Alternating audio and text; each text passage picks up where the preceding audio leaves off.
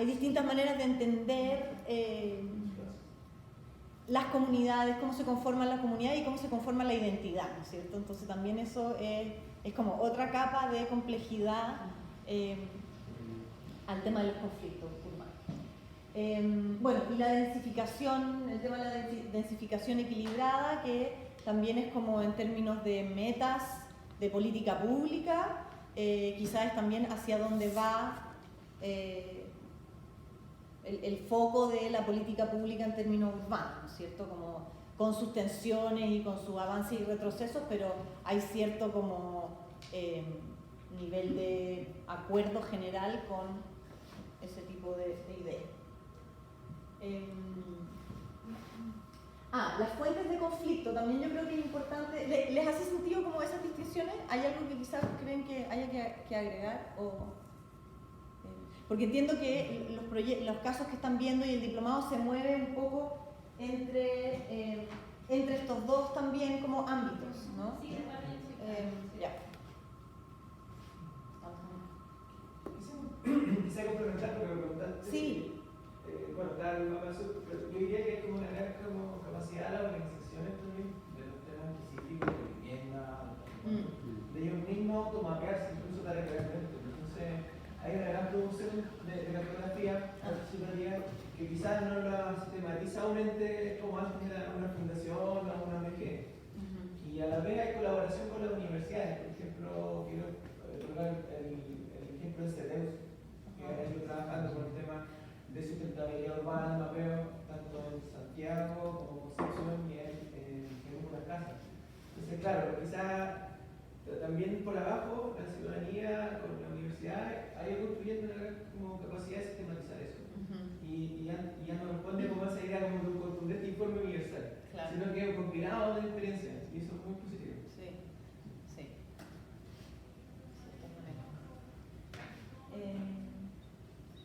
Las fuentes de conflicto, bueno, lo primero es que el conflicto se manifiesta de distintas maneras y esas manifestaciones van mutando o van cambiando, se expresan de forma distinta según sea la escala, ¿no es cierto? O sea, evidentemente a escala nacional los conflictos toman un tipo de expresión distinta que a la escala comunal y a la escala barrial, ¿no es cierto? Y en términos de las fuentes de los conflictos, nosotros distinguimos al menos tres como grandes fuentes de conflictos en temas urbanos, ¿ya? Lo primero es la dimensión como normativa, ¿ya? Y aquí vemos que los instrumentos, o sea, tanto de planificación territorial como la normativa o la regulación más general de los aspectos urbanos, no es suficiente para abordar las legítimas demandas que nacen de distintos actores de la sociedad, ¿no es cierto? O sea, está debilitada la legitimidad del marco normativo y regulatorio. Después hay una dimensión social de los conflictos también, que es súper importante, o sea, estamos quizás en un nivel como histórico en términos de conflictividad social, y también con muy bajo capital social para enfrentar esas controversias, ¿ya? O sea, y a todos les ha pasado, los que han trabajado en procesos participativos, hay el tema del NIMBY, ¿no es cierto? No en mi patio trasero, muchos prejuicios, la gente se enfrenta a los procesos con una desconfianza, no solo en las instituciones, sino también interpersonales, es muy difícil ir más allá de, bueno, vamos a entrar después en eso, pero de posiciones muy polarizadas, entonces eso también nos interpela como facilitadores, que a veces nos vemos superados y sentimos que no tenemos las herramientas suficientes para poder establecer un diálogo efectivo y productivo, o sea, como que casi que no se agarren de las mechas es como ya se considera un éxito. Y lo otro son las prácticas de la industria, que yo creo que ahí el estándar, la industria urbana, por así decirlo, por así poner un paraguas muy grande a distintos tipos de sectores económicos, tienen estándares a todas luces insuficientes en términos de la armonía con el entorno de los proyectos inmobiliarios, o sea, como en el fondo la gestión de sus impactos, la estrategia de relacionamiento comunitario, o sea, en la industria inmobiliaria yo me atrevería a decir que es nula, por dar un solo ejemplo, Y los temas de transparencia y como cumplimiento también están muy años luz por detrás de otras industrias. O sea, ojalá podamos encontrar por internet un reporte de sustentabilidad de alguna inmobiliaria, lo dudo, ¿ya? O si se encuentran son en un estándar muy por debajo de lo que, con todo lo que uno le puede criticar a las empresas extractivas, digamos, están en un estándar mucho mayor en términos de transparencia, de gestión de impactos, de relacionamiento comunitario. Y claro, este tema de la polarización del discurso yo creo que también es muy marcada en el escenario urbano, ¿ya? Quizás más que en conflictos socioambientales, o que también yo creo que pasa porque son comunidades que tienen una trayectoria de conflicto o de diálogo, o de ir del conflicto al diálogo, digamos, pero en los temas urbanos no está como ejercitado ese músculo, por así decirlo, entonces se da mucho este tipo de polarización, ¿ya? Y resolver las controversias es muy complejo cuando uno no puede salir de este enfrentamiento tan polarizado, ¿ya? Porque en el fondo son lo que no sé, por ejemplo, en Chile se ha demonizado el lucro, la empresa inmobiliaria diciendo, oye, pero es que aquí cualquier emprendimiento, cualquier empresa privada que dé empleo, que tiene un montón de impactos positivos, todos dicen que porque lucra es el demonio. Y por otro lado, estoy poniendo como ejemplo extremo, digamos, y por otro lado el vecino, oye, pero es que a la inmobiliaria lo único que le importa es lucrar y lo único que les interesa es lucrar a costa de lo que sea. Son todos populistas o son todos no sé qué, o la norma, la empresa dice, no, yo cumpliendo la norma, ¿por qué tengo que hacer algo más? Si estoy cumpliendo la normativa, ¿por qué tengo que hacer otra cosa que no está dentro del marco normativo? Y para otro es decir, oye, la norma es el piso, o sea, tienes que partir por cumplir la norma y de ahí para arriba. Entonces, claro, frente a esas posiciones que son como intransigentes, nos interpela a nosotros como facilitadores de tener las herramientas para poder desenredar esos nudos y llegar como a los intereses que están de fondo. O sea, muchas veces si uno puede llegar al interés como más de fondo de los actores, puedes encontrar ciertas posiciones en común y cierto como encuentro. Pero no es fácil y no es sencillo y muchas veces yo creo que los procesos de participación ciudadana no tienen ni los recursos ni los tiempos para poder hacer eso, ¿ya?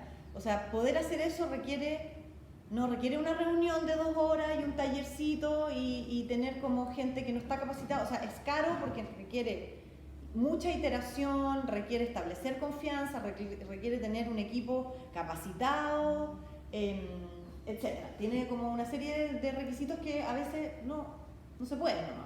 Hay limitaciones.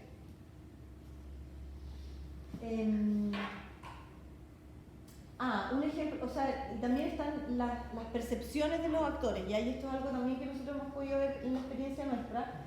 Solo como un ejemplo, en proyectos inmobiliarios, por ejemplo, hay percepciones de lo que es una mala práctica y hay percepciones de lo que son buenas prácticas, ¿ya?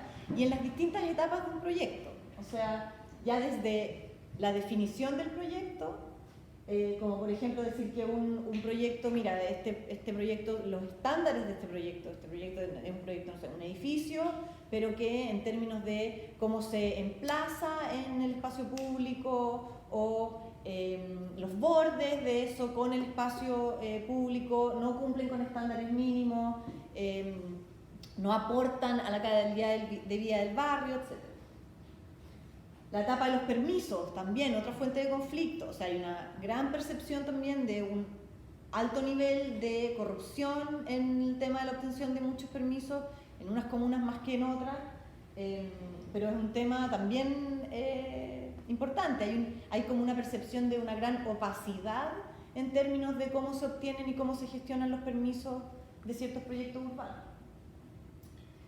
En la etapa de construcción, que es quizás la más como visible, la que más sufre la comunidad aledaña a los proyectos, también hay muchas fuentes de conflicto o de percepciones de malas prácticas, la identificación de los impactos que son más sensibles para los vecinos, la ausencia de información, de comunicación de la empresa y el mal manejo de los conflictos. O sea, cuando surge un conflicto, hay una percepción de que se manejan muy mal. Y la postventa, o sea, la postventa en los proyectos inmobiliarios está netamente relacionada a los clientes, no existe como una, o sea, en el fondo, llega la empresa que está construyendo. Durante la etapa de construcción, si tienes suerte, digamos, como vecino, hay una empresa que igual se está preocupando por el horario de los camiones, el paso de los peatones, que los maestros que le gritan a las escolares, ya, hay alguien que está gestionando eso, pero termina la construcción y ya no hay un interlocutor como de qué pasa después en términos del relacionamiento con los vecinos o con la comunidad.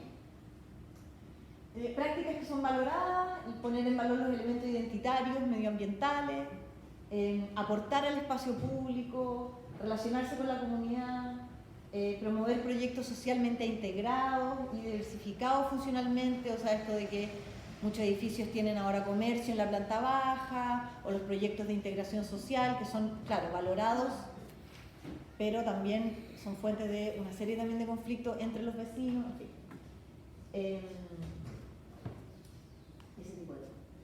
Entonces, esto es como un resumen del contexto, ¿ya? Y esto es para decir que estamos en un escenario de transición. Esa es como nuestra tesis, ¿ya? Estamos en un escenario de transición porque había un escenario en términos de los conflictos urbanos, los proyectos de ciudad. ¿Ya? Hay un escenario anterior, que podríamos decir anterior a los 90, quizás que es un escenario que empezó a cambiar como a fines de los 90 probablemente, ¿ya? Entonces, antes de eso, el escenario era de mayor certeza jurídica para los proyectos, una política pública que priorizaba abordar el déficit habitacional, ¿ya?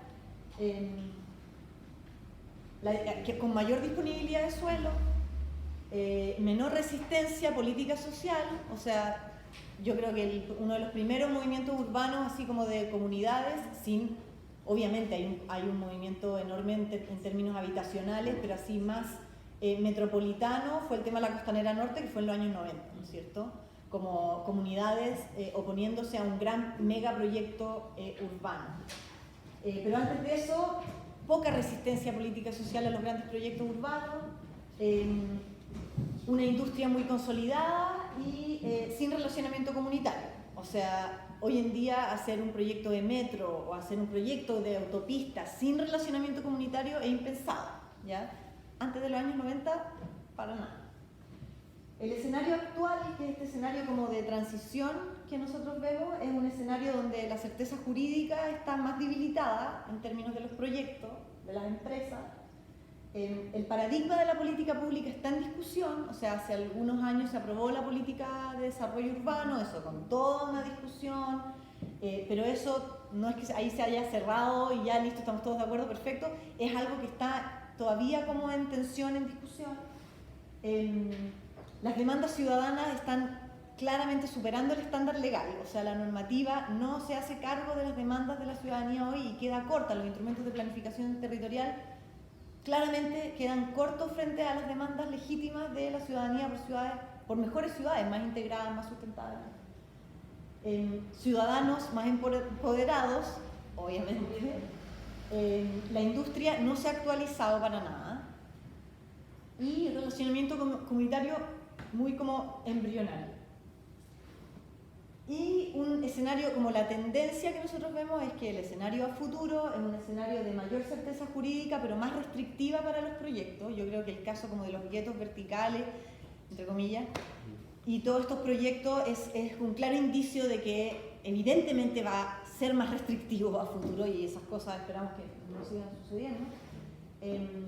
Política pública que ha dado todas las señales, digamos, que va hacia un enfoque en una densificación, pero más equilibrada y sustentable. Escasa disponibilidad de suelo, eso ya es evidente. Un cambio del modelo de negocio también de los proyectos inmobiliarios y una estrategia de relacionamiento comunitario más consolidada. Esperemos. Esto como que les suena que ¿Es más o menos? ¿O hay algo que les hace ruido o les parece... ¿Les hace sentido? ¿O no es tan evidente? A mí lo que me cae en la duda respecto a esto es, por ejemplo, al haber una menor oferta de suelo, menor disponibilidad de suelo, no quita que, por ejemplo, en el contexto, por ejemplo, estamos hablando de los inmobiliarios, no quita la forma de adquisición y poder económico que hasta el momento no hay claridad tampoco ni siquiera las empresas jurídicas, o sea, de los marcos regulatorios.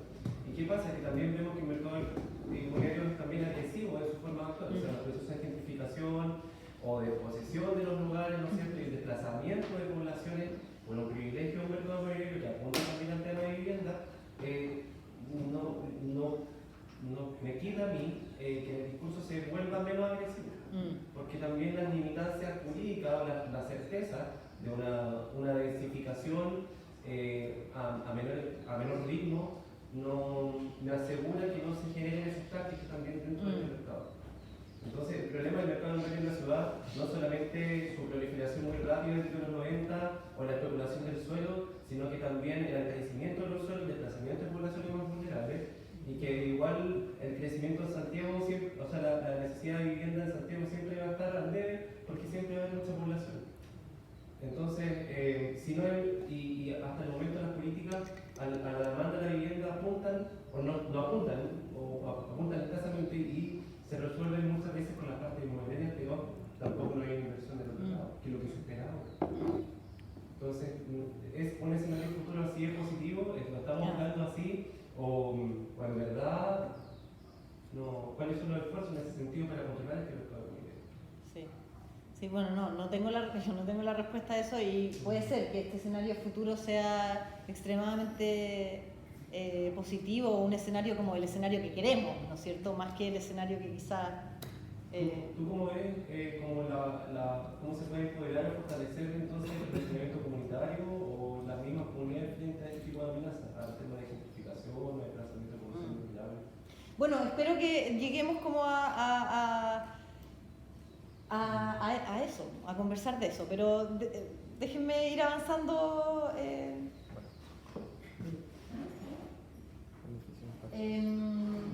Y solo para meter más como pelo a la sopa, pero esto también viene mucho del ámbito como de los conflictos socioambientales, pero es básicamente este desequilibrio entre los beneficios de los proyectos y los impactos de los proyectos, ¿no es cierto? O sea, los proyectos tienen una serie de beneficios igual, proveen de bienes y servicios, empleo, impuestos, en el caso de ciertos proyectos, ¿no es cierto?, desarrollo científico, tecnológico, pero, o sea, un tema es a quién van esos beneficios y otro tema también es en quién recaen todos los impactos negativos de los proyectos, ¿no es cierto? Y eso...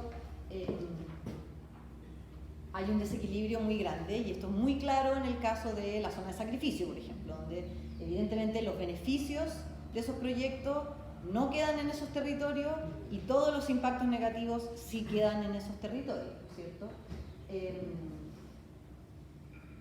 Y más aún, y creo que, quiero adelantarme un poco porque,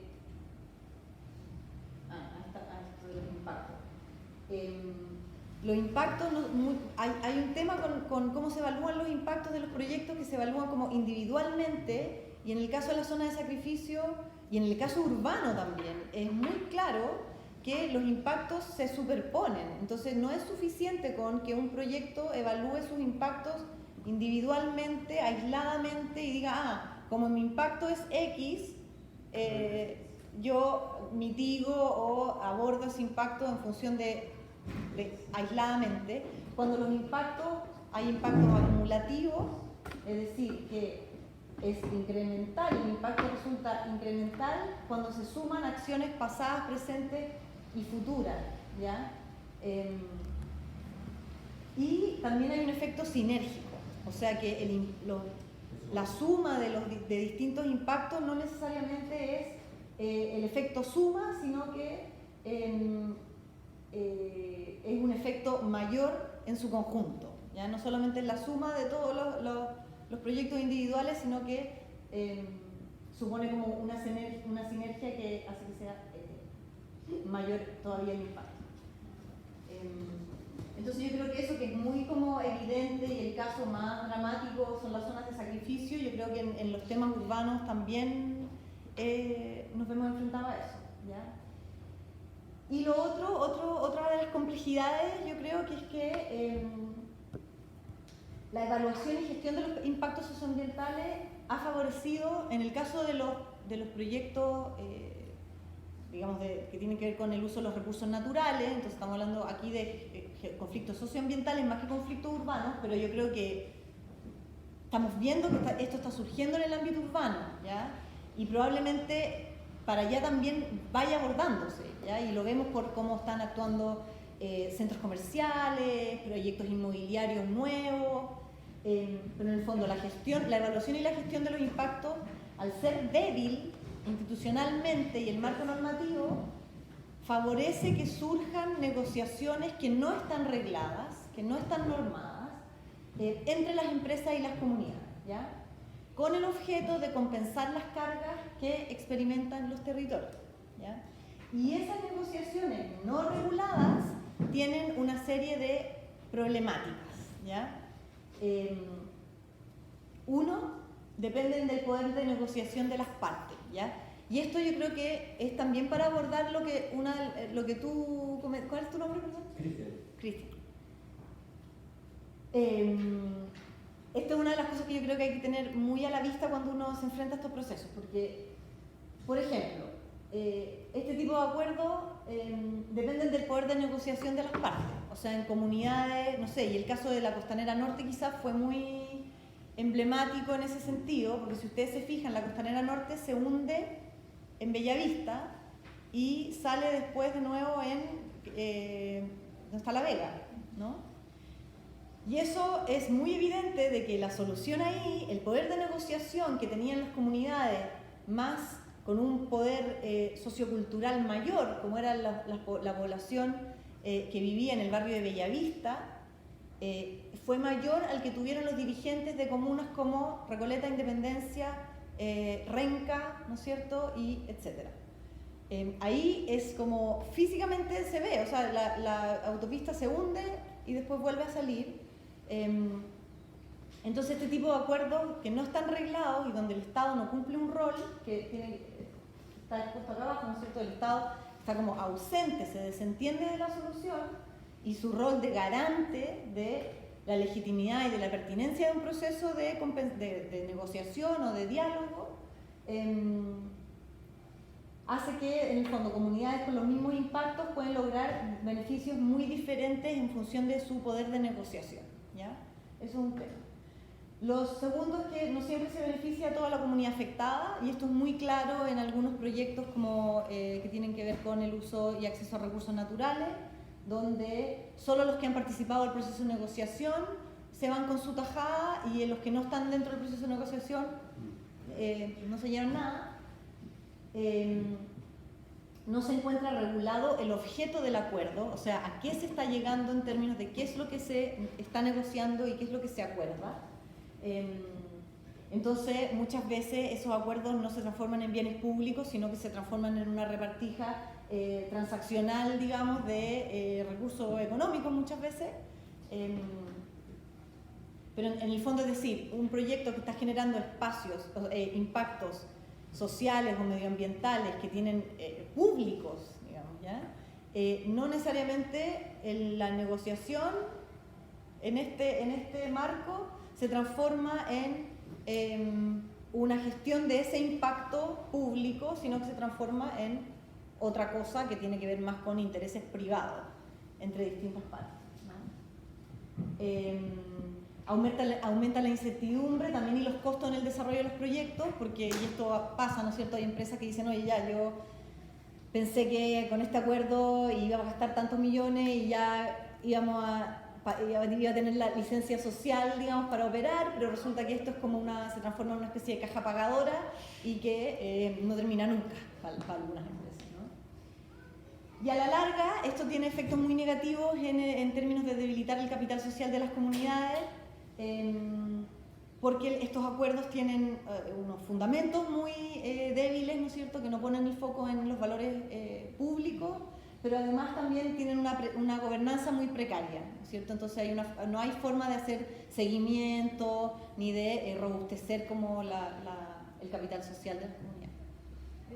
Yo creo que hay también, yo no sé si está como considerado, a lo mejor lo agregaría, que a la vez que se debilita el capital social, yo creo que cuando se da en ciertos sectores que la empresa está como muy presente o quien siempre está financiando temas en las comunidades, por otro lado, la institucionalidad del Estado o del municipio, quien sea, también se empieza a retirar. Sí. Y ahí como que se superpone la empresa, o sea, hay algunos pueblos, no sé, en el norte, donde prácticamente el municipio no existe, sí. y es la empresa, son las mineras las que llevan a cabo todos los proyectos, los mejoramientos comunitarios, y la gente no recurre al municipio, sino que recurre a la empresa directamente.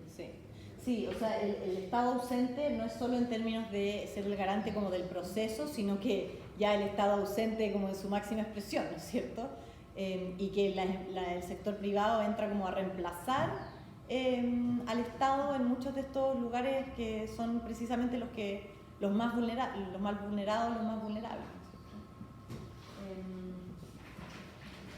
Y entonces, como frente a todo este escenario un poco deprimente, ¿y entonces qué? ¿Qué hacemos como facilitadores de procesos de diálogo, como desde nuestro quehacer como planificadores o diseñadores e implementadores de procesos participativos?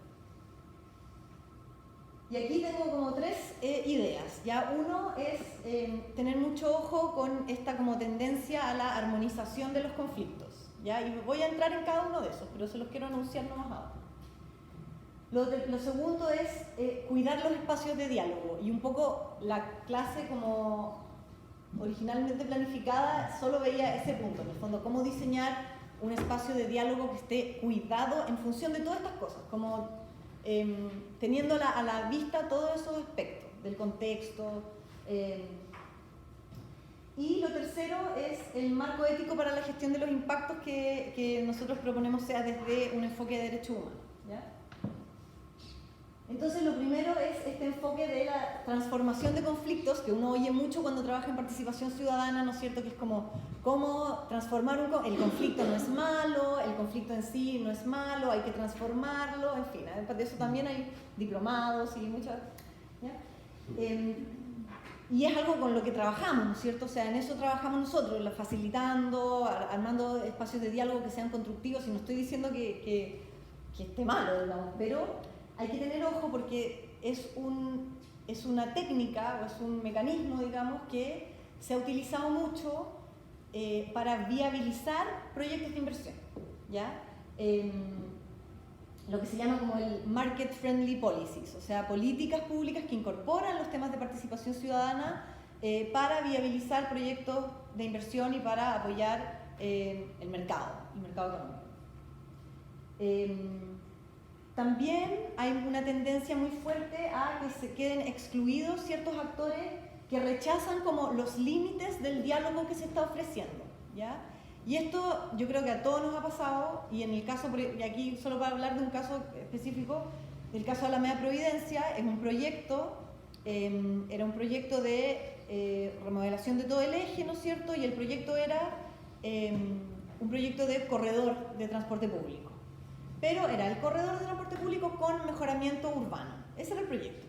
Y había muchos actores que, muy legítimamente y con mucho fundamento además, decían, mira, nosotros no queremos hablar de cómo tiene que ser el corredor y si va la ciclovía por aquí o va la ciclovía por allá y de qué árboles poner y de cómo tiene que ser la materialidad de las veredas. Nosotros queremos hablar de el sistema de transporte urbano de Santiago y queremos hablar de los estándares de espacio público y de la equidad de los estándares de espacio público y cómo se construye una mejor ciudad. Eso queremos hablar, a pito de que van a remodelar el principal eje de la ciudad, entonces no nos hagan elegir entre si la ciclovía por aquí o por allá, no queremos hablar de eso. Entonces, estos procesos o esta tendencia de por sí excluye actores que rechazan como los límites del diálogo que se plantea. En el largo plazo, esta tendencia también beneficia al protagonista más fuerte, y aquí no solo quiero decir como los empresarios, sino que también dentro de las comunidades hay poderes relativos, o sea, hay juntas de vecinos, o hay dirigentes, o hay sindicatos, o hay agrupaciones que tienen más poder, tienen más vínculo con redes, tienen más acceso al poder político, tienen, etcétera, ¿no es cierto? Tienen más capacidad para organizarse, tienen más capacidad para incidir. Es cosa de ver lo que pasa cuando se trata de cambiar el plan regulador en Vitacura versus lo que pasa cuando se trata de cambiar el plan regulador en cualquier otra comuna, ¿ya? Los vecinos organizados de 2 manzanas de Vitacura logran parar en una cosa de días una modificación en un plan regulador que ellos ven como algo que les puede afectar a su patrimonio, ¿ya? Y este tipo de diálogo, como se hace al final con los que aceptan los límites de la conversación que se está proponiendo, y como se tiende a hacer también se negocia con los actores que tienen más poder de negociación, a la larga benefician a los protagonistas que tienen más poder. Y en el proceso desgastan también a los actores más débiles, porque estos son procesos que requieren tiempo voluntario para participar, requieren prepararse, requieren asistir a reuniones, etc. Entonces, son muy desgastantes. O sea, para el diseño de la Alameda Providencia hicimos un proceso que duró más de 1 año de talleres, así de actividades presenciales. Entonces, claramente, es desgastante, ¿ya? Lo que ya mencionamos, o sea, tiende también a darse mucho este enfoque como transaccional de las negociaciones, y yo creo que lo más importante que nosotros hemos visto es la despolitización de las comunidades, ¿ya? O sea, en el fondo, muchos de estos procesos no alteran la base de la discusión, o sea, la base de la conflictividad, ¿ya? Si el conflicto es sobre, en el caso de la Alameda Providencia, el modelo de transporte, el sistema de transporte público, cómo se vincula el transporte con su impacto en lo urbano, esa era la base del conflicto. O sea, que cuando llega un proyecto de transporte es como una pista de aterrizaje para los buses, y eso parte la ciudad en 2, y eso tiene una serie de impactos, y también la discusión entre que Providencia tiene un estándar, Estación Central Los Prados tienen otro, ¿qué pasa ahí? Como la discusión de fondo no se aborda, ¿ya? Es un modelo que busca el consenso, la armonía de las posturas distintas, y que no aborda lo de fondo, ¿ya? Entonces, a la larga, es un modelo donde el conflicto va a permanecer como latente y va a volver a surgir en otros proyectos, con otras instituciones, a raíz de otros temas. Entonces, solo algunos desafíos, porque evidentemente todas estas problemáticas tienen, como que abordan desafíos para el sector público, para el sector privado también, pero también nosotros creemos para nosotros los que estamos como diseñando e implementando procesos participativos o procesos de diálogo, ¿ya? Y lo primero es generar un espacio creíble para el diálogo y la participación, y esto es como, de verdad con esto hay que reinventar la rueda con cada proceso participativo. O sea, aunque tú vayas, no sé, estuviste 1 año trabajando en X comuna, 1 año después vuelves a la misma comuna, hay que partir igual de cero en este sentido, ¿ya? Los proyectos son distintos, los titulares de los proyectos son distintos, y ahí solo como un paréntesis, a raíz de la presentación que mostraron, creo que también es súper importante, uno, como encargado de participación en el fondo, delimitar y diferenciar muy bien los ámbitos de competencia del diseño, los gestores de la participación y los titulares del proyecto, ¿ya? O sea, el rol nuestro no es defender los proyectos, ni es como decir qué queda y qué se va, si es un proceso incidente, ¿no es cierto?, donde, como el que ustedes comentaban en Metro, donde se va a evaluar la pertinencia o la factibilidad de las propuestas ciudadanas, esa evaluación es una evaluación técnica que no corresponde hacerla uno como gestor del proceso participativo, ¿no es cierto? Lo que sí corresponde es garantizar que eso sea transparente, que los criterios con los que se hacen sean transparentes, sean comprendidos por todos. Lo que corresponde después es tener una instancia donde eso se devuelve a la comunidad y se explica. Miren, así quedó el proyecto final porque esto fue lo que se pudo tomar, esto fue lo que no, y estas fueron las razones por las que no se pudo abordar todo lo que ustedes solicitaron. Y eso fue lo que nosotros tratamos, eso era otra de las cosas que comentaba en la presentación original de la Alameda Providencia, porque eso fue una de las cosas que nosotros sí tratamos sí hicimos, o sea, una metodología que, uno, no hablábamos de vinculante, y ahí también quiero problematizar, como todos los que tengan vinculante en sus trabajos, porque vinculante ¿con quién? En el caso del metro, ¿sería vinculante con los vecinos de Forestal o con los artesanos? ¿Sería vinculante con los usuarios de metro o sería vinculante con los municipios? Hay que ser muy cuidadosos con el uso de ese tipo de términos, porque ¿vinculante con quién? O sea, en la Alameda Providencia no podíamos decir responsablemente que íbamos a hacer un proceso vinculante, porque iba a ser vinculante ¿con quién? ¿Con los choferes de micro? ¿Con los taxistas? ¿Con los ciclistas? ¿Con los defensores del árbol? ¿Con los vecinos? ¿Con los usuarios de la Alameda Providencia? O sea, imagínense todo Chile.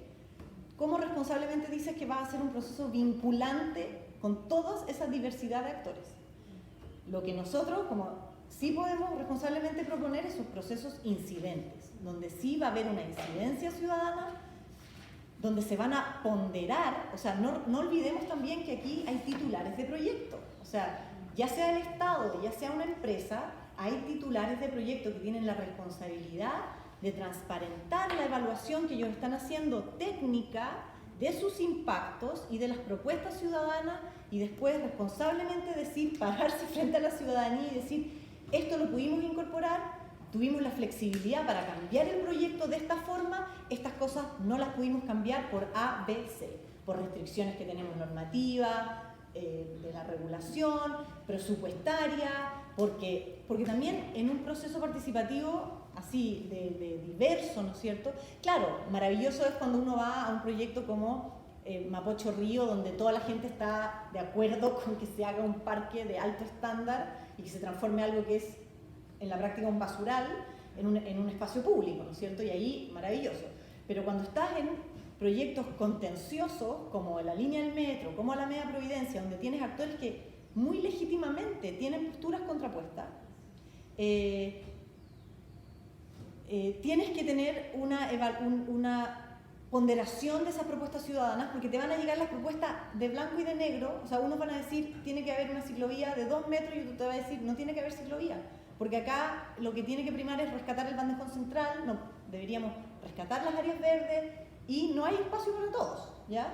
Entonces, entre que me digan ciclovía y echar los árboles abajo, yo digo, se friegan los ciclistas. Postura, uno podrá estar de acuerdo o no, pero es entendible, es legítima. Por otro lado, los ciclistas, mira, se puede hacer un diseño que minimice el tema con los árboles.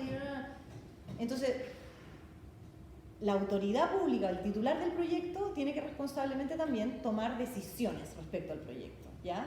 Y lo que a nosotros nos corresponde es ser garantes de que el proceso, de la calidad del proceso participativo, ¿ya? No necesariamente de los resultados. Eso como...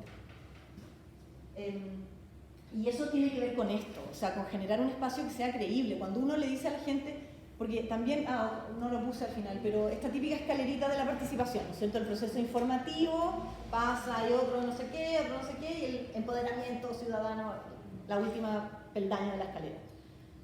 Es mejor prometer, yo creo, y aquí es como mi postura personal, pero para mí es más responsable prometer el peldaño 1 o 2 y cumplirlo, que prometer el empoderamiento ciudadano y no cumplirlo, y hacer el 3 o el 2 o el 1 o ni siquiera, ¿ya? Porque eso es lo que genera más frustración y es lo que desprestigia más la calidad de los procesos.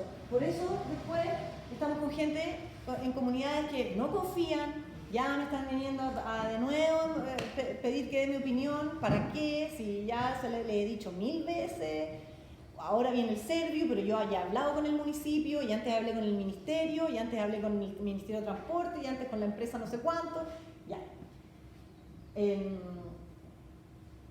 Entonces, también, desafío frente a cuando uno quiere hacer un proceso como responsablemente con estos estándares, el tema de la desconfianza es como evidente, y no hay que hacerse como los locos, o sea, hay que realmente meterlo en la juguera de las cosas que uno está ponderando para elaborar su metodología. O sea, ¿cómo vamos a abordar esto? Vamos a establecer, y todas estas cosas tienen que ver, o sea, cuando yo le muestro a la ciudadanía o a las comunidades con las que yo voy a trabajar, mira, nosotros sabemos que los desafíos son estos, nos estamos proponiendo un proceso que tiene estas metas, que tiene estos pasos, que tiene estas garantías, en los cuales el Estado va a cumplir este rol, el titular de proyecto va a cumplir este otro rol, como dar ciertas garantías para abordar estos desafíos. La crisis de los sistemas de representación, o sea, también eso es un tremendo tema. O sea, con que tú tengas sentado a los presidentes de las 3 juntas de vecinos, no te asegura mucho. No te asegura nada, en verdad. Y eso es un problema. Es un problema porque ¿qué legitimidad va a tener cualquier acuerdo que uno pueda construir en el proceso participativo si es que no están sentados a la mesa todos los actores que tienen que estar, o al menos todos los intereses que deberían estar, ¿ya? Y eso a veces tienes que hacer metodología o un plan de trabajo que tenga metodologías mixtas. O sea, no te puedes quedar solo con el taller presencial con los dirigentes. Súper importante hacerlo. Pero también tienes que tener metodologías que te permitan abordar a ese usuario no organizado, también como forzar un poco la participación de ciertos grupos que tú sabes que no vas a llegar, ese tipo de medidas también, ¿ya? Y los temas de desigualdad. O sea, aquí, sobre todo con proyectos que pueden ser complejos, como cuando tú te planteas frente a la lectura de un mapa, de un plano, cuando tú tienes que hablar sobre alternativas de distintos escenarios, cuando hay que hablar sobre tipos de impacto distintos. O sea, solo para dar un ejemplo de la desigualdad es el tema del acceso a la información o cómo se comprende la información. Entonces eso también hay que tenerlo en cuenta en términos de cómo uno diseña las metodologías, cómo uno diseña la información, cómo uno diseña los momentos donde la gente se puede aclarar sus dudas, ¿no es cierto? Y aquí como también como no ser ingenuo en términos de los pros y los contras de distintos como mecanismos de participación, o sea, el típico enfoque de arriba hacia abajo, ¿no es cierto?, de trabajar con los representantes formales o los liderazgos más evidentes, ¿no es cierto? Y eso tiene el problema de que en general la legitimidad del proceso y de los resultados va a tender a ser baja, pero los costos también van a ser bajos, porque es mucho más fácil llevar una mesa de trabajo con los dirigentes que uno ya los tiene identificados, que tener que hacer encuestas o focus para complementar el tema de los talleres. Los acuerdos también van a tener débil sostenibilidad, porque el momento en que ese dirigente se va o cambia o es cuestionado, hasta ahí no llegaste con tu acuerdo. El enfoque de abajo hacia arriba, ¿no es cierto?, la validación comunitaria de los representantes, que significa, puede tener distintas formas, ¿eh? Esto puede ser generar una mesa con representantes, generar como nuevos representantes que sean validados desde la comunidad, alguna instancia de ese tipo, o tener instancias para asegurarse que los dirigentes estén bajando la información a sus bases, como apoyar en el fondo casi como una escuela de dirigentes o mecanismos que puedan apoyar a los dirigentes a hacer ese trabajo. Da mayor garantía de legitimidad al proceso y a los resultados, pero tiene costos súper altos. Y aún así es impredecible, nada te va a garantizar poder llegar a acuerdos sostenibles en el tiempo. Entonces, ¿cómo? Y aquí estos son como los tips que yo creo que hay que tener como a la vista, ¿no? Uno, usar la participación ciudadana, las metodologías, los mecanismos como los conocemos, reconociendo los límites y los riesgos que tienen. O sea, como no ser ingenuos en ese sentido, y este no es un copy-paste, ¿ya? Eso sí es lo más importante. O sea, no es ya, este proyecto se parece a este otro, y también el sector público, entonces ya, 3 talleres, convocatorias, no, o sea, cada proceso necesita una reflexión y una propuesta muy ad hoc, porque cada caso va a ser distinto, ¿ya? Y siempre hacerse la pregunta de cuál creemos que es el conflicto que puede estar en la base, ¿ya? Antes y durante, claro, cuando son participaciones ciudadanas de proyectos que están en etapa de diseño, es más difícil también, porque uno dice, bueno, todavía no tenemos ni proyecto sobre qué vamos a discutir o qué creemos que es el conflicto que está en la base. Pero muy temprana, si son procesos más de largo aliento, como el de Alameda Providencia, uno muy tempranamente se identifica.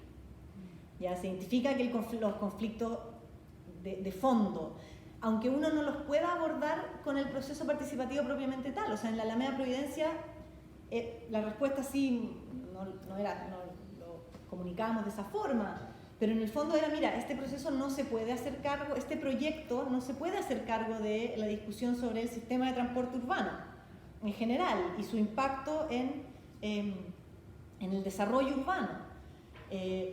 Pero se marca el punto y se planifica un poco el proceso sabiendo eso y anticipándose. Integrando ciertos aspectos de esa discusión que sí pueden ser abordados por el proyecto, ¿ya? Lo segundo es como la integridad y el marco ético de los gestores de los procesos participativos, y eso también es muy importante, o sea, esto de que cuáles son las garantías que uno puede dar en términos de que uno no está ahí para viabilizar el proyecto, ¿ya? De inversión, uno está ahí para garantizar que se haga un proceso que cumpla ciertos criterios, ¿no es cierto?, de transparencia, de acceso, de equidad, y en ese sentido no hay que abstraerse de este enfoque de derecho y las asimetrías de poder, ¿ya? O sea, y eso, bueno, voy a hablar de eso después. Y sin neutralidad respecto de los grupos más vulnerables. Yo creo que esto es como las dos grandes, o sea, de esto quiero hablar un poquito más en detalle. Pero no sé si alguien quiere como comentar algo, si algo le resuena o tienen alguna duda hasta el momento. O algunas cosas que les ha tocado a ustedes vivir desde su como experiencia, o seguimos nomás. ¿Seguimos? Sí. Ya, esto de los impactos ya lo vimos. Ya. Entonces, yo creo que estos dos temas, o este grupo de temas en relación de no abstraerse de un enfoque de derecho y de los grupos, cómo se abordan los grupos que van a estar más vulnerables en el contexto de un proceso de participación. Creo que hay algo muy importante que es el tema de la gestión de los impactos de los proyectos, ¿ya? Porque muchas veces, y esto es como la escalera de la gestión socioambiental estratégica, ¿ya? Que viene de los proyectos de los proyectos que se vinculan con el uso y acceso a recursos naturales. No es algo que uno vea como en los proyectos urbanos en general, ¿ya? Por distintos motivos, pero en el fondo en los proyectos de acceso y uso de recursos naturales se habla de esta como escalera, ¿ya? Está la gestión de los riesgos y los impactos, que es la primera obligación de las empresas, o sea, la primera obligación social de las empresas es hacerse cargo de su impacto. Y como ya hablábamos, tiende a subestimarse los impactos sociales y los impactos que son sinérgicos o acumulativos, ¿ya? Porque como cada proyecto se ve de forma individual y aislada de su contexto y el resto, lo segundo es la maximización de los beneficios, o sea, esto que hablamos del tema de las zonas de sacrificio que dicen, oye, no solo nos llegan todos los impactos negativos, sino que tampoco nos están llegando ni uno de los beneficios de estos proyectos. Los impuestos se van a Santiago, la mano de obra la traen de afuera, etc. Entonces esto también es algo que es muy importante, que sería como la segunda responsabilidad de las empresas, es maximizar los beneficios en la localidad, donde se insertan en el territorio del proyecto.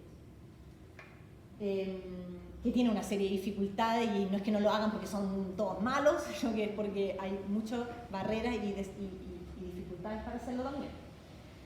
Y lo tercero es la inversión social estratégica, ¿ya? Que es la inversión de recursos privados de la empresa para fines públicos. Y esto es un poco lo que mencionabas tú, ¿no es cierto?, de que hay empresas que terminan haciéndose cargo de muchas cosas que le corresponden al Estado, pero también hay muchas empresas que vinculan su relacionamiento comunitario como que parten por aquí.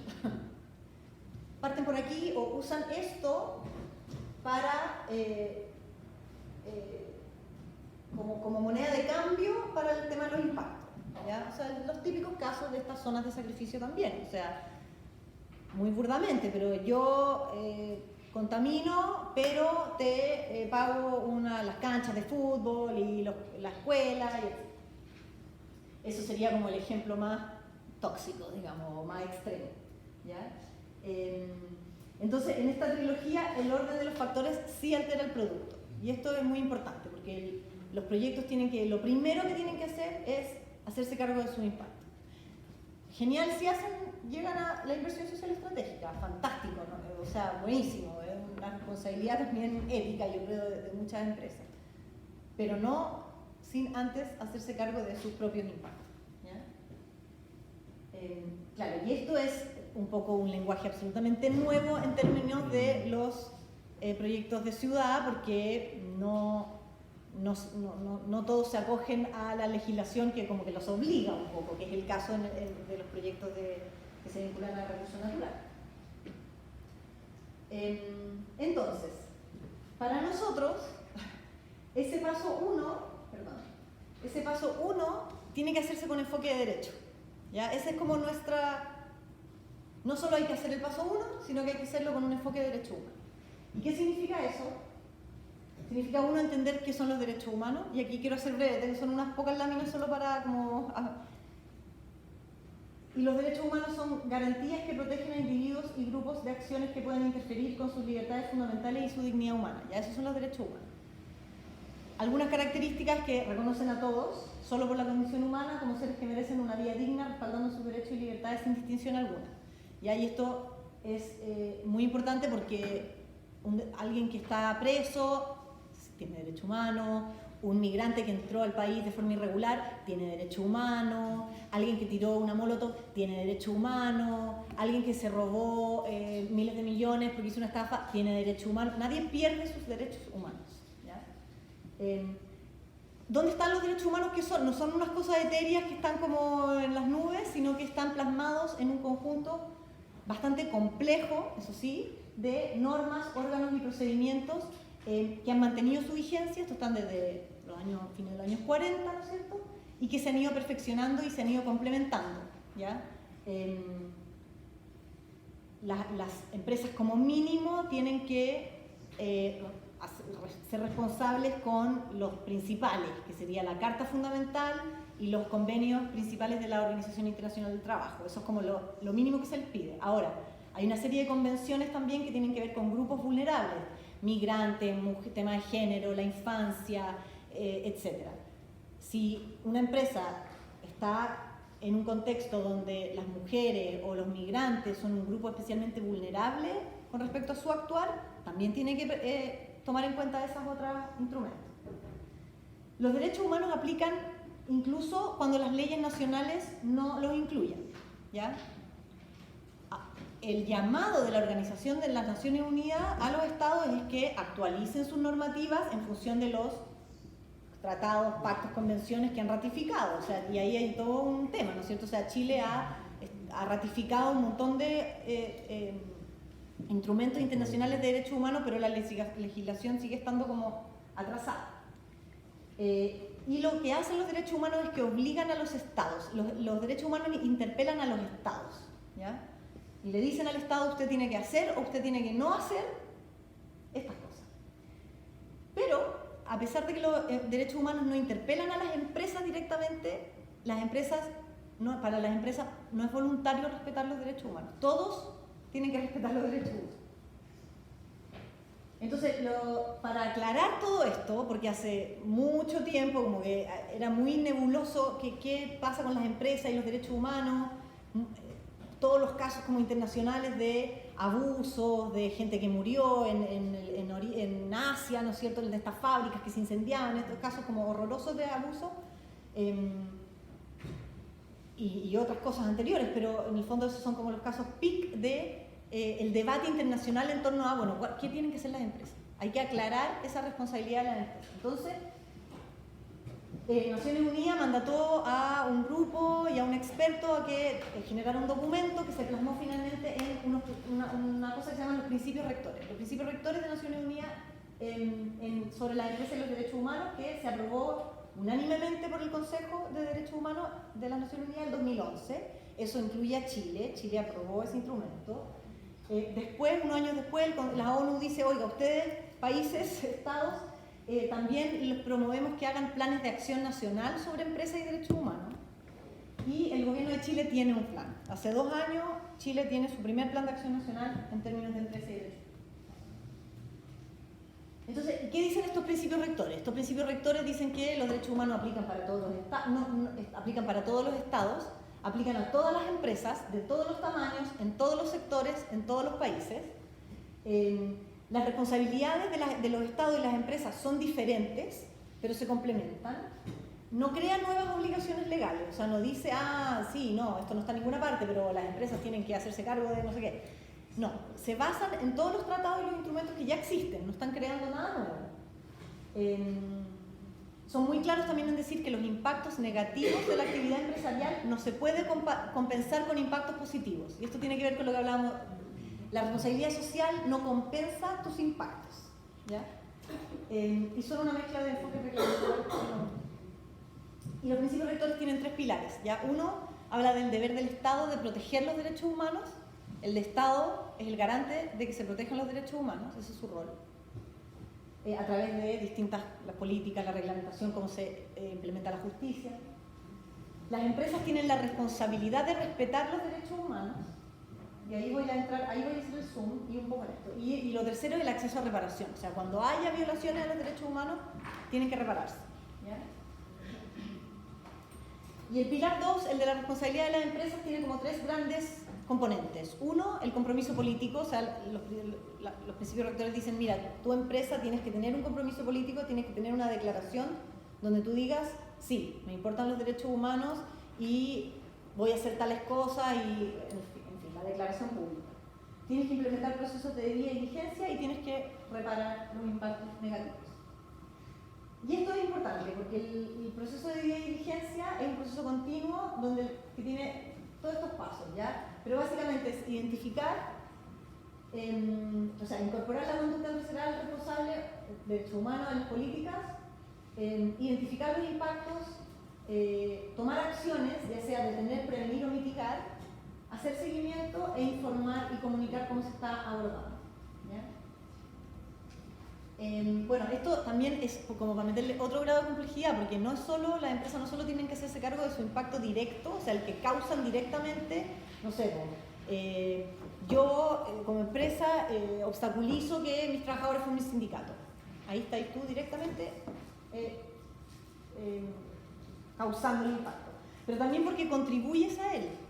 Yo, empresa, a mi proveedor, pyme, a última hora le digo, mira, para lo que te había pedido en un mes, en verdad tenés que entregármelo en una semana, si no, no te voy a pagar a ti, lo voy a hacer con otro proveedor. Y ese proveedor, porque, no sé, por X razón, tiene que apretar a sus trabajadores y les exige horas extra y no les paga las horas extra y los pone en condiciones laborales desfavorables. La empresa que lo contrata pues, también tiene responsabilidad en eso. Entonces son como los impactos directos y también cuando tú contribuyes en generar ese impacto o cuando está relacionado con tus operaciones. Cuerpos de seguridad de empresas privadas actuando con violencia contra manifestantes. Eso no ha salido tanto en la prensa, pero ha pasado. Murió una persona en el norte hace un par de días por que un guardia de una empresa le disparó, ¿ya? Y eso la empresa, claro, la empresa directamente no es la que mató a la persona, pero sí contrató a una empresa de seguridad que sí como un caso muy extremo, ¿ya? ¿En Pero Puente Alto pasan pasó? esas cosas. ¿Ah? En Puente Alto pasó hace poco igual, pues. Si bien era un dueño pyme, por el pánico todo le disparó. Claro, Ni ahí siquiera era, se estaba era el manifestando. mismo dueño de la empresa. Sí, ni siquiera se estaba manifestando, era alguien, de hecho un trabajador de otro lugar que estaba esperando Claro. micro. Sí, sí. Ahí sería causarte el impacto directamente si tú eres el dueño de la empresa. En este caso es como una empresa que subcontrató a una empresa de seguridad y esa empresa de seguridad fue la que causó el impacto.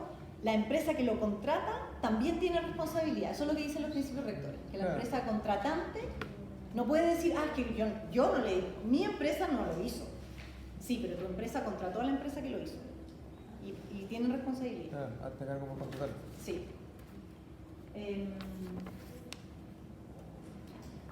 Y esto es súper importante. Otra cosa importante que mencionan los principios rectores es que todos los procesos de debida diligencia en todas sus etapas tienen que realizarse con participación de los grupos de interés.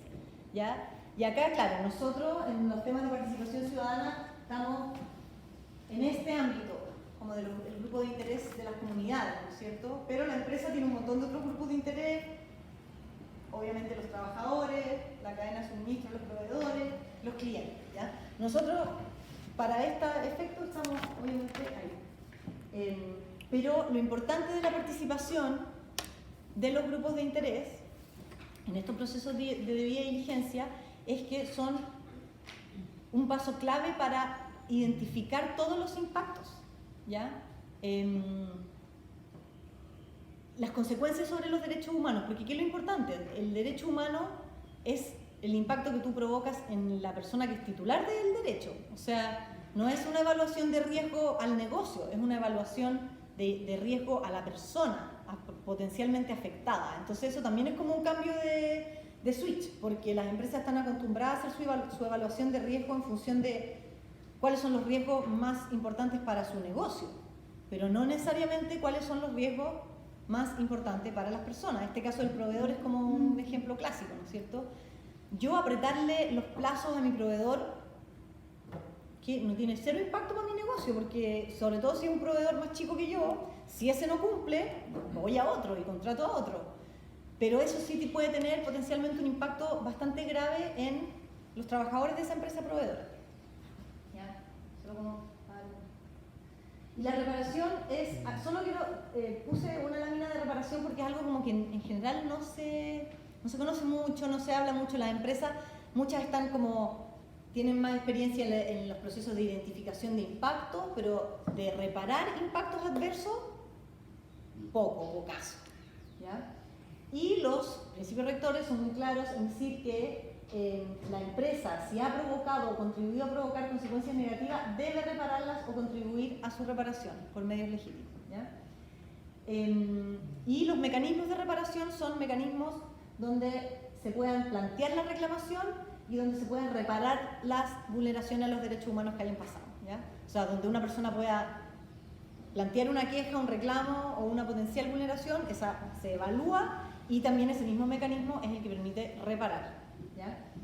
Y aquí, evidentemente, los mecanismos estatales son el pilar del sistema de reparación, obvio, los tribunales de justicia, en temas laborales, los tribunales laborales, eso es lo principal, ¿ya? Ahora los mecanismos pueden ser judiciales, no judiciales, pueden ser estatales y no estatales, pero el pilar estatal es clave, y el rol del Estado en la reparación de los derechos humanos tiene la mayor responsabilidad, no cabe duda. Pero las empresas también pueden tener sus mecanismos de nivel operacional y sirven sobre todo para levantar alertas tempranas, ¿ya? Para evitar que algo se transforme en un impacto de mayor gravedad. Por eso es importante que los proyectos, las empresas tengan mecanismos de quejas y reclamos que también, sugiero, si no lo han hecho, lo incorporen en sus trabajos. Porque todos los proyectos en fase de operación o ejecución tienen que tener sus mecanismos de queja y reclamo, es súper importante. Y lo otro es que las reparaciones en general se piensa que, reparación, yo afecté el medio ambiente o yo afecté X comunidad y entonces ¿cuál es la típica reparación que uno piensa? ¿Cómo se reparan los impactos?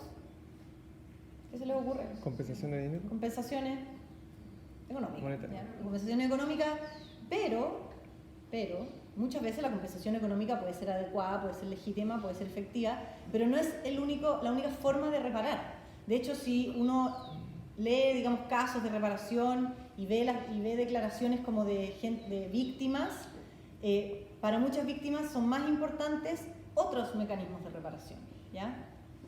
Medidas que aseguren que no se va a volver a repetir la vulneración, disculpas públicas, otros tipos de indemnización, no necesariamente económicas, el cese de algún tipo de actividad, o otros mecanismos. Entonces también es importante como tener a la vista que la reparación no es solo reparación económica necesaria. Ya, entonces esta es mi última. En síntesis, estamos en un escenario como de transición en términos de el desarrollo urbano y la participación ciudadana en el marco de la producción de la ciudad.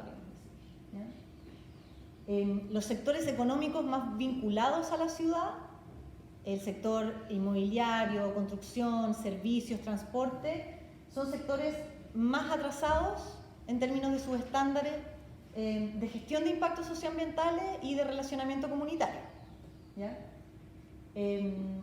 Las demandas sociales actuales superan el marco institucional normativo en términos de lo urbano, ¿ya? Los procesos de PAC tienen este riesgo como de armonizar los conflictos que tiene una serie de desventajas, ¿ya? Y la principal sería que evade los temas de fondo y que se siguen profundizando y que vuelven a aparecer, ¿ya? Y ya hemos visto las consecuencias que puede tener eso, ¿no es cierto? Cuando no se tocan los temas de fondo y se siguen profundizando esos conflictos, van a volver a aparecer. Y se abren, en ese escenario se abren estos espacios menos formales, ¿ya? No regulados, por así decirlo, para las negociaciones, ¿ya? Entre las comunidades y los titulares de proyectos, que también vimos que tiene una serie de riesgos, ¿ya? Y de distorsiones. Y frente a eso nosotros proponemos esta necesidad como desde nuestra arena de gestores de la participación o del diálogo, la necesidad de un marco ético en cuanto a la gestión de los impactos y al enfoque de derechos humanos. Ese sería como el resumen. Ahora, yo sé que esto también es como muy... Ya, otra cosa ya. Tenemos este proyecto que nos contrató y ¿qué hacemos? ¿Ya? Ese sería como la segunda derivada de esto, yo sé. Pero me interesa saber cómo ustedes lo ven y qué implicancias creen ustedes que tiene en la práctica, o en lo concreto, para los proyectos, los casos que están trabajando, o creo que nos quedan unos minutos, así que quiero escucharlo a ustedes.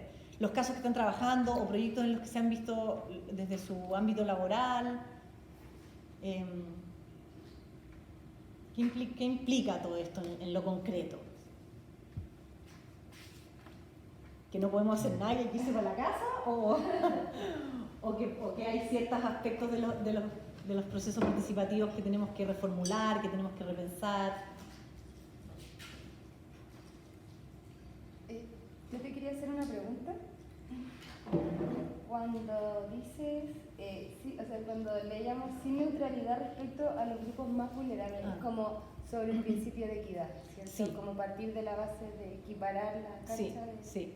Sí, y te doy un ejemplo. Por ejemplo, en el proyecto Alameda Providencia, ese proyecto venía como con el lienzo en blanco, en general, para todo el eje, pero para el nudo de Pajarito, ahí había un anteproyecto, ahí había algo más avanzado. Y ese anteproyecto incluía la expropiación de como 50 casas, ya de la Comuna Estación Central.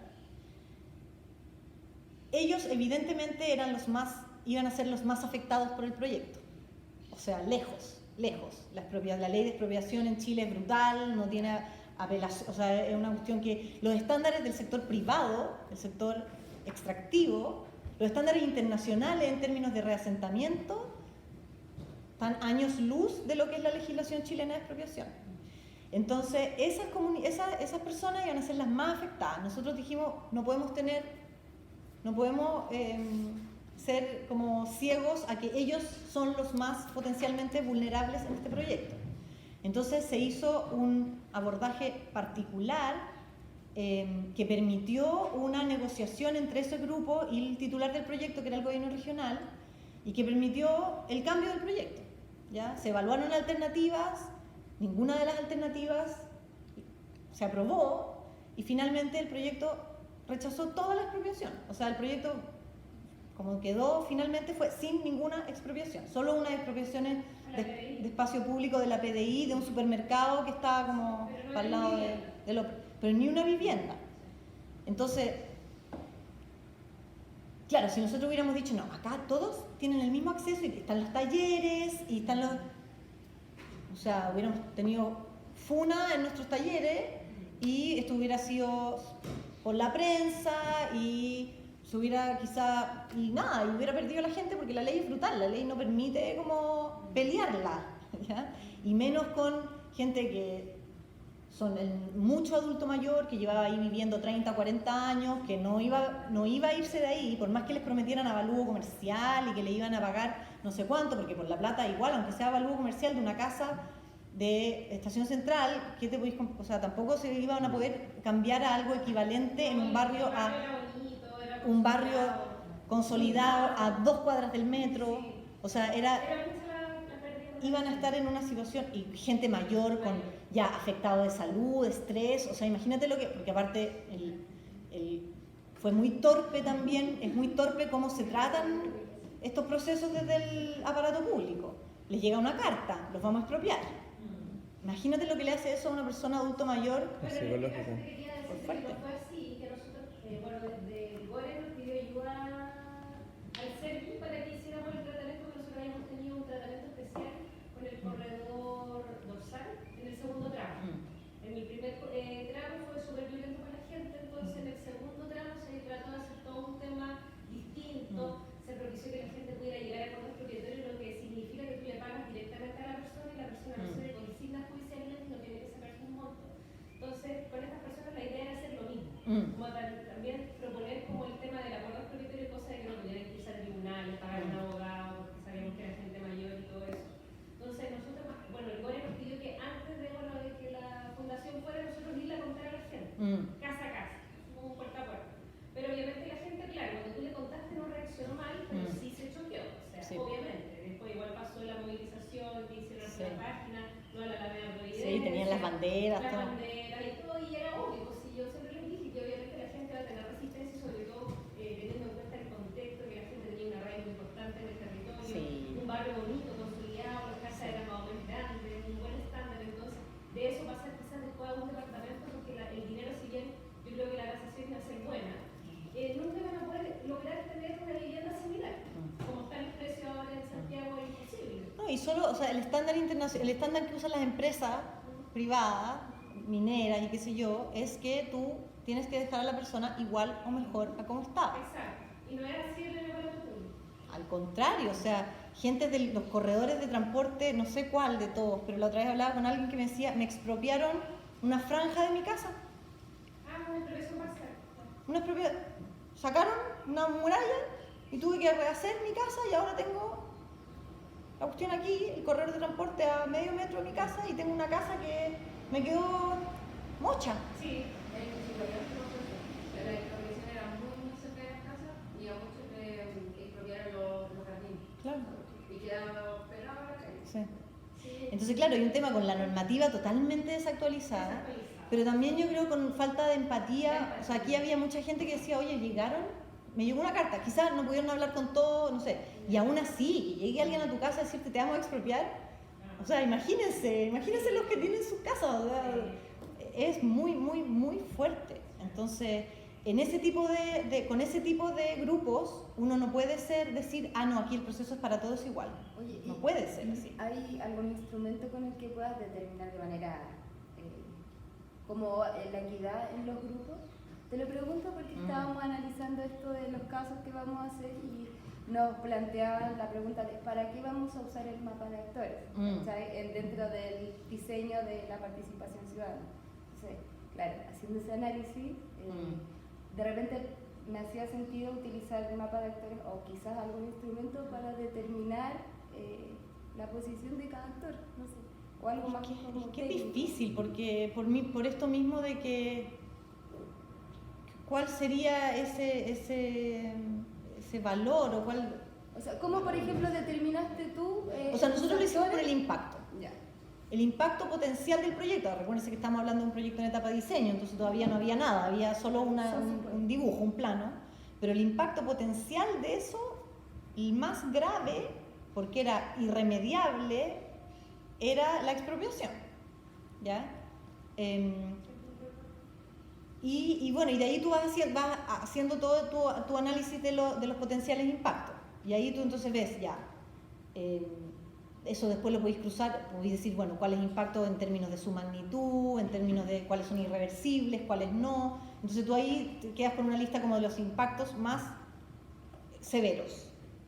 Y eso lo cruzas con quiénes serían los impactados y su capacidad de enfrentar ese impacto o de enfrentar esa situación. Si tú decís son grupos grupos protegidos por los instrumentos de derechos humanos, personas mayores, bueno, y también es como una cosa de sentido común, ¿no es cierto? O sea, agrupación indígena, obviamente, niños, personas enfermas, no sé, y así, ¿no es cierto? Dependiendo del impacto uno también va, las comunas, evidentemente, el nivel socioeconómico, capital cultural, no sé. Pero para nosotros un buen ejercicio es siempre como hacer ese levantamiento de los impactos potenciales de un proyecto, ¿no?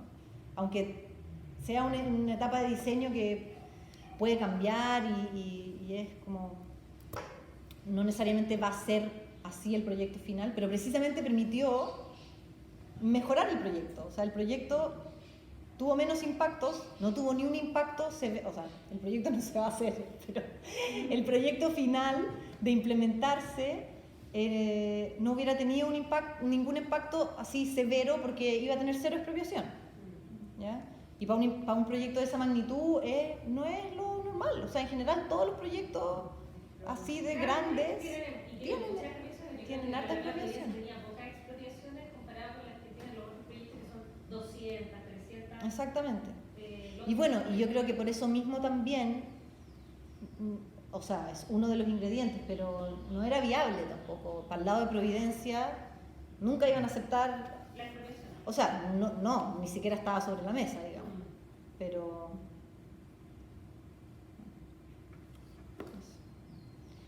no sé si alguien más quiere más tiempo. Una consulta, pero súper pequeña. ¿Sabes si pasa algo respecto a los acuerdos no arreglados actualmente? O sea, sé que estamos en un periodo de demasiados cambios, pero quizás como durante tiempos anteriores, ¿hay alguien haciendo algo respecto a eso? ¿Existe alguna discusión respecto a eso? ¿O son estrategias? Sí, o sea, como a nivel de propuestas,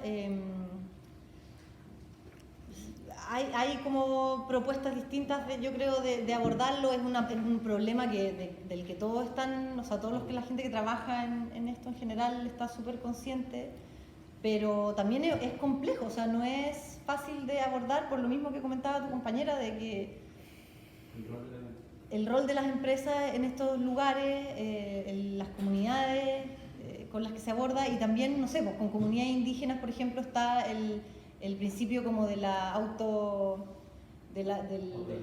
autodeterminación, y ahí hay liderazgo, y pucha, si los liderazgos deciden un cierto acuerdo, están en todo su derecho, ¿no es cierto? Entonces también hay como muchos niveles, yo creo que de complejidad que lo hacen difícil.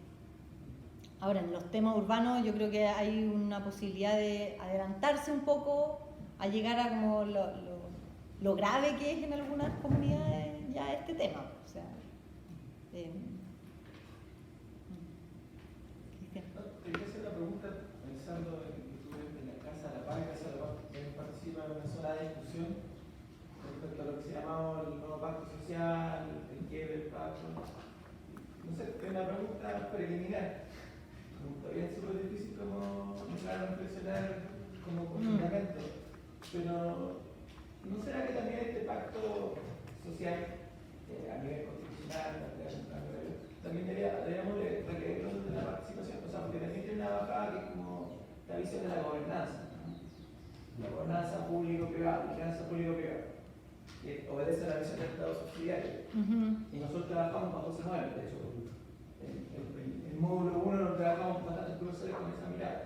Sí. Sin embargo, eso también está cuestionado. Sí, yo creo que ha estado hasta el momento. Ahora, esto ha sido tan, por un lado, rápido y caótico, y por otro lado, lento. O sea, como, ¿no es cierto? Uno siente que las cosas cada día es como, ¿qué pasó ayer? ¿Qué pasó anoche? ¿Qué pasó hoy día? Pero por otro lado, es como, no puedo creer que se demoraron un mes en ponerse de acuerdo.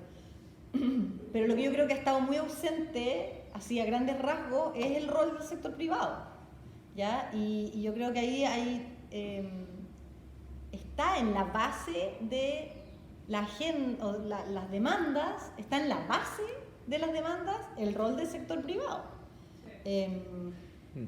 Está en la base, o sea, si tú decís una agenda antiabuso, anticorrupción, de justicia, de equidad, está en la base, yo encuentro. Y ha estado como ausente del debate, digamos, Porque alguna que otra más figura. general. El consorcio público-privado, o sea, la relación del consorcio privado. Sí, po. O sea, ahí habría que buscar. Y lo otro que yo encuentro, que las empresas, claro, uno ve que están todos tapiados, todos asustados y qué sé yo, y también creo que hay un riesgo en que las empresas instrumentalicen mucho más aún los procesos de participación ciudadana, o sea, que los vean como una manera de asegurarse su licencia social, y que lean erróneamente lo que está pasando. O sea, porque por ejemplo nosotros asesoramos a un mall, una cadena de mall, que tiene varios malls en distintas partes, que los saquearon todos, por supuesto, pero justo el que hizo un proceso de relacionamiento comunitario, los vecinos salieron a defender el mall. Y no lo saquearon. O sí, lo saquearon, pero no lo incendiaron, ya no me acuerdo. Pero fue como el mall que salió mejor parado de esta cuestión. Y yo creo que, y lo que conversábamos en Casa de la Paz, es que hay una tendencia a ese tipo de situaciones, a leerlas equivocadamente por parte del sector privado. Y decir, tenemos que hacer relacionamiento comunitario para cuando haya un estallido social que nos defiendan. Y yo creo que esa es una tendencia muy errada, ¿ya? Porque se mezclan muchos factores. En el caso de esa comunidad hay muchos factores, yo creo que hicieron que se conjugaron para que pasara eso, pero no es como un causa y efecto de que existe un proceso de participación, entonces la gente le va a salir a defender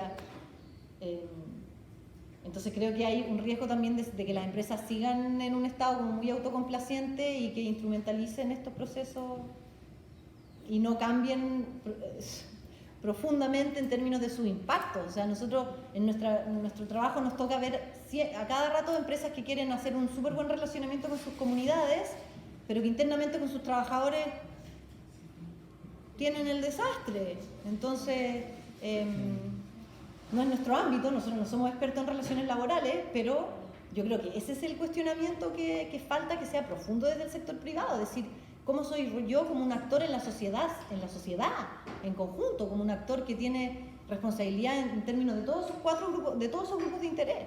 ¿Cómo me relaciono con el Estado? Sabiendo que yo estoy generando impactos que son acumulativos, que son sinérgicos con otros. O sea, de la responsabilidad de las empresas en función de todos estos aspectos como problemáticos que hemos comentado. Yo creo que esa es la reflexión que uno está esperando del sector privado. No sé si la vayan a hacer. Igual el sector privado en Chile no está acostumbrado a tener estas posturas como públicas. Sí. Están acostumbrados a trabajar en su cosa, en su oficina cerrada. Sí. Entonces, toda esta cosa que ha pasado, y yo lo he visto en persona, están todos paralizados, no saben qué hacer, no saben qué decir, y he escuchado muchas conversaciones entre los gremios, y siempre cuando me dice, oye, digamos, de esta cosa, y en este momento somos los malos. Entonces, en este momento llegar y decir, estamos con la población en sus demandas, como, no. Sí, no, claro. No lugar. Se la va a tirar encima siempre dicen, y por otro lado, hay empresas que dicen, no podemos ver a un proyecto para afuera, porque tenemos 5 locales quemados, otros claro. bla. Entonces, súper legítimo. Entonces, está como súper, según yo, son conversaciones que se dan a tiempo, Sí. no es que esto De cambio. Están en una situación incómoda. Comillas, van a poder como empezar a decir, ya, ahora reflexionemos sobre lo que está pasando. Sí. Es lo que se trata de hacer, pero Sí. nosotros hemos tratado de hacer algunos encuentros de como esto, pero recién ahora se están empezando a salir más. Sí. Están empezando a ir a talleres. Al principio Claro. estaban saliendo de su oficina, están trabajando desde la casa. Sí. Bueno, yo creo que ahí una cosa que hay que decir es que están todos paralizados, o sea, no es Están como pasivos. solo del sector privado, o sea, el sector político, las mismas ONG, Nuevo Pacto Social, o sea, llevan un mes trabajando y han sacado 2 declaraciones, ¿cachai? Como que cuesta, estamos todos en la misma. También uso de la reconstrucción, entonces para hacer una empresa urbana está convocando a participar con propuestas súper concretas y por otro lado hay un malestar Sí. que genera que primero haya que conversar Sí. de forma distinta. Pero más allá de los procesos participativos, organizaciones como Acción Empresa cumplen un rol vital en lo que viene ahora, porque son las que pueden ordenar una conversación con bases que vayan a discutir los temas profundos, ¿cachai? Entonces yo encuentro que, claro, más allá de los procesos participativos y como del tejimaneje de la metodología y todo, es importante el rol de organismos como ustedes, en el fondo, que van a poder articular una conversación que aborde los temas de fondo. Entonces, claro, como asegurarse que lo que venga realmente se encauce a tratar esos temas. Y claro, y quizás también, porque una cosa que el enfoque de derechos humanos es muy claro en decir que es gradual, o sea, cada empresa tiene que hacer en función de su tamaño, su impacto, sus recursos. Por lo otro es gradual y claro, y hay una opción de la cultura empresarial chilena que es muy de no contarlo hasta que tenéis el caso de buena práctica perfecto, pues bien pulido y ahí salís a contar. Y yo creo que claro, también hay que ir perdiéndole el miedo a ir mostrando avances. Ya, seguro que hay muchos que te van a hacer pebre porque no te estáis haciendo todo perfecto. Pero yo creo que es más lo bueno que sale que los tomates que te tiran, en el fondo. Como que perderle el miedo a ir mostrando avances graduales también. En instancias quizás no así mega públicas, pero como las que trabajan ustedes. Yo creo que es súper importante. Que a la empresa le conviene tomar más bien una posición más activa que pasiva en este escenario. Por ejemplo, una posición pasiva sería como, bueno, ¿qué va a pasar con la nueva constitución para saber cómo el nuevo gallito económico cae y a ver si invierto o no invierto? Una cosa así. Mejor tomar una posición más activa, esa es como una sugerencia. Sí, yo creo, porque las empresas también tienen su aprendizaje y nada de lo que involucre a las empresas. Nosotros ahora estamos trabajando en unas guías de recomendaciones prácticas para las empresas para abordar ciertos temas con enfoque de derechos humanos. Y la verdad es que a las comunidades, a los expertos en derechos humanos se les pueden ocurrir un montón de cosas, pero otra cosa es lo que se puede implementar, Claro. lo que sea factible de implementar de aquí a mañana, digamos, o a un año más, o a 2 años más. O sea, está bien ponerse los horizontes de largo plazo, pero también hay cosas que las empresas pueden y están dispuestas, algunas, a modificar, y es como una cadena, ¿no es cierto?, que otra empresa ve que la otra lo hizo y se suma al carro, y otra, el proveedor le exige no sé qué, ¿no? Como que las empresas, nadie nadie va a cambiar, o solo no se va a avanzar. Tienen que hacerse estas instancias como y por eso también los procesos participativos también es tan importante preocuparse de eso. O sea, lo que hablábamos como de para quién es vinculante, también hay que aprovechar estas instancias para pensar en bueno, cómo involucro de los distintos sectores. Si aquí el espacio urbano no es un espacio como impoluto de la dinámica económica, o sea, no es un espacio como virgen de estas dinámicas económicas, empresariales. Entonces, ¿cómo involucro al sector privado que va a estar involucrado? ¿Cómo involucro al sector del comercio? Y es súper difícil. Pero son las preguntas como incómodas que uno se tiene que hacer nomás. A lo mejor con muchas de esas preguntas uno va a decir, bueno, esta vez no se puede. O esta vez se va a hacer de una forma que sabemos que no es lo ideal, pero vamos a intentarlo, no sé. Entonces creo que hay que hacerse esas preguntas incómodas y seguir remando. No sé si alguien más tiene alguna otra pregunta o experiencia que quiera compartir. Estamos. Estamos en la hora. Te agradezco, Magdalena, por la reflexión, para empezar a iniciar una reflexión que tenemos que alimentar todos, que todos vamos a tener que cambiar un poco en nuestras relaciones, sí, para. Y nada, mi compromiso como para poder también seguir conversando, o sea, si bien tenemos que hacer un programa y vamos a estar en módulo de diseño,